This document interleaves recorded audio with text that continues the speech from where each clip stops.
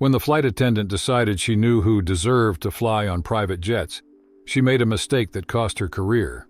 Her words were so venomous, they froze the entire crew in their tracks. But the moment she crossed the line was the beginning of her downfall. You won't believe what happened next. Kimberly Johnson, a 36-year-old powerhouse of a black entrepreneur, had just wrapped up one of the toughest years of her life.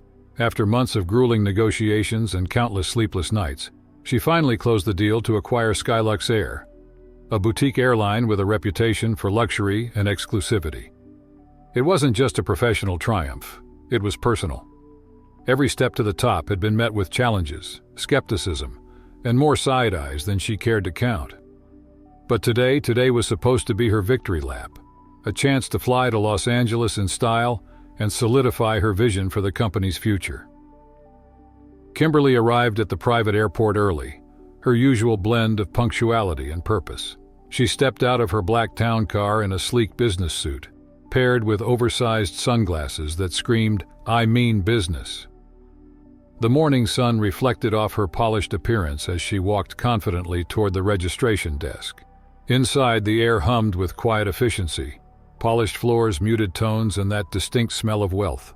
Leather, wood polish, and freshly brewed espresso.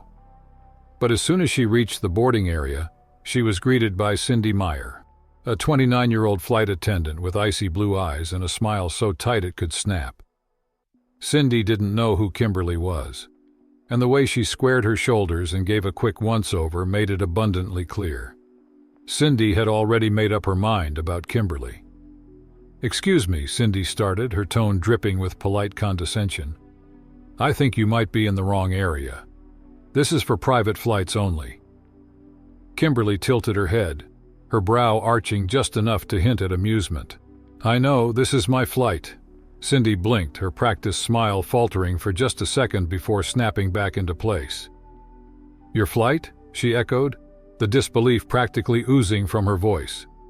Her eyes raked over Kimberly again, from her perfectly tailored suit to her designer shoes. "I'm sorry, but people like you don't usually fly private." The words hung in the air like a bad smell. Kimberly didn't flinch, but a flicker of annoyance sparked in her chest. She had heard it all before, and yet every time it stung in a way that was impossible to shake. Internally, she took a calming breath. "Not today. You're not giving her that satisfaction." Cindy, however, wasn't done. She leaned in slightly, her voice dropping to a mock conspiratorial whisper.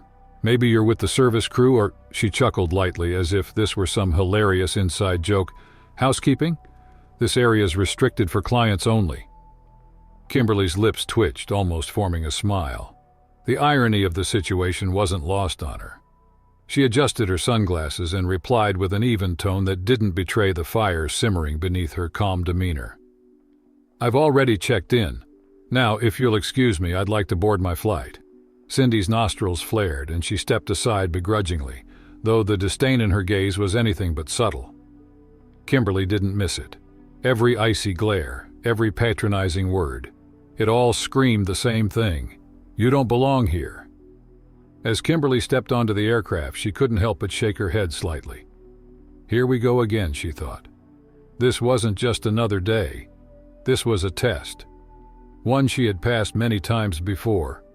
But something about this particular morning felt different, like the storm was just beginning to brew.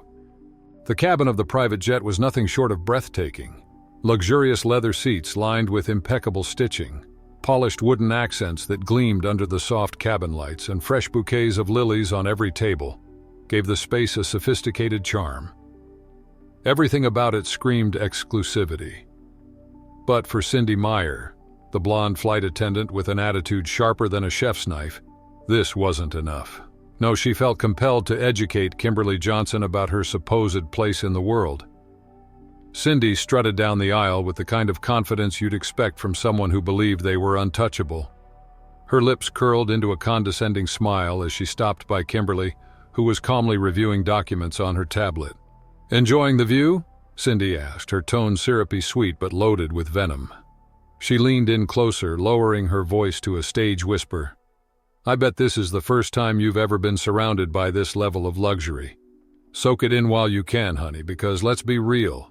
It's not for people like you. Kimberly paused, her finger hovering over the screen. Slowly, she turned her head to meet Cindy's gaze. Her expression was calm, almost too calm, like the eerie stillness before a thunderstorm. "Excuse me," she said, her voice steady, "but I think you're stepping way outside the boundaries of your job description." The words were measured but sharp enough to cut. For a moment, Cindy blinked, as if caught off guard by Kimberly's composure. But instead of backing down, she doubled down. "Oh, sweetie," Cindy sneered, standing straighter and letting her voice carry through the cabin. "You really have no idea who you're talking to, do you? Let me spell it out for you. You don't belong here." Kimberly's grip tightened around her tablet, but she didn't rise to the bait. Her silence only seemed to infuriate Cindy further. "You're just some—" Cindy stopped herself, glancing around as if savoring the dramatic pause. Then, with an almost theatrical flair, she leaned in even closer. "You're just some charity case who wandered in where she doesn't belong. And you know what? I don't have to stand here and pretend otherwise." Before Kimberly could respond, Cindy's smug expression twisted into something far uglier. With one quick, deliberate motion, she leaned forward and spit, right in Kimberly's face. The cabin fell into a stunned silence. A couple of other crew members who had been prepping refreshments nearby froze mid-step. Their wide eyes darted between Cindy and Kimberly, but not a single word left their lips. The tension was suffocating, the kind of weight that presses down on your chest and makes it hard to breathe. Kimberly closed her eyes for a moment, her jaw tightening as she fought to keep her composure. She pulled a silk handkerchief from her pocket, moving with a deliberate grace that was more intimidating than any outburst could have been. She wiped her face methodically, her movements slow and precise. Then she stood, straightened her blazer, and looked Cindy directly in the eyes. "You," Kimberly said, her voice low and calm, "have just made the biggest mistake of your life."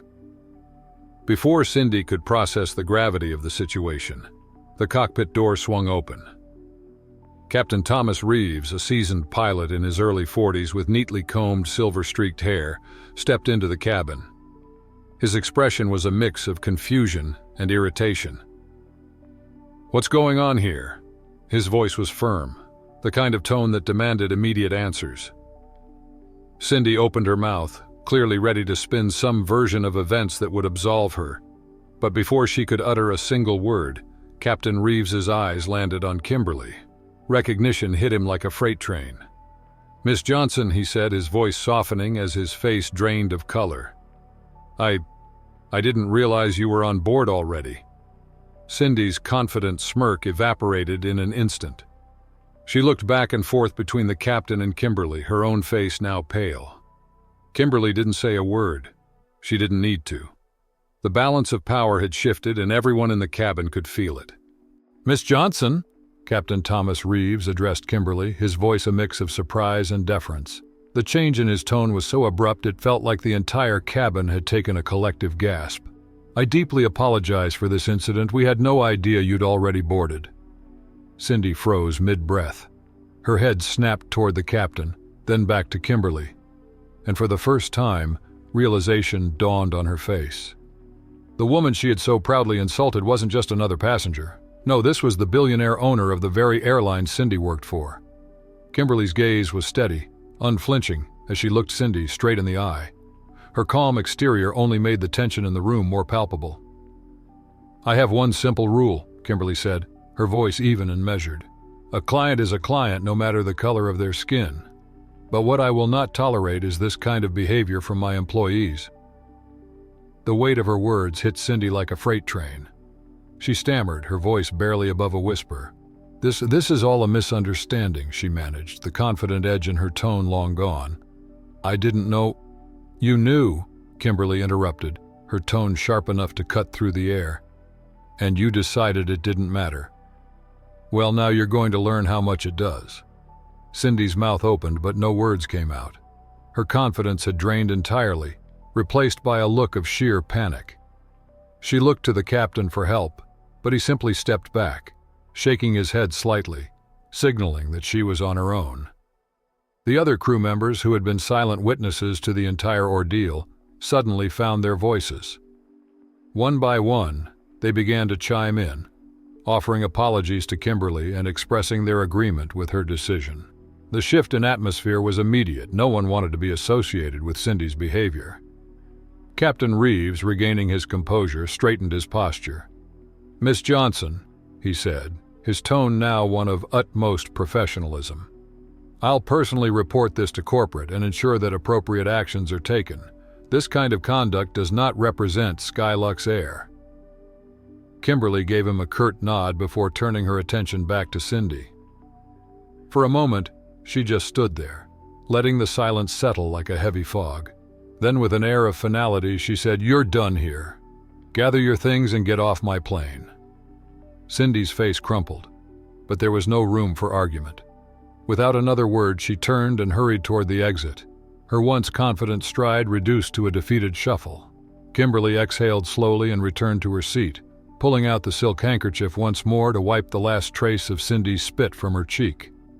She glanced around the cabin, noting how the crew now seemed almost overly attentive, their movements crisp and their demeanor respectful.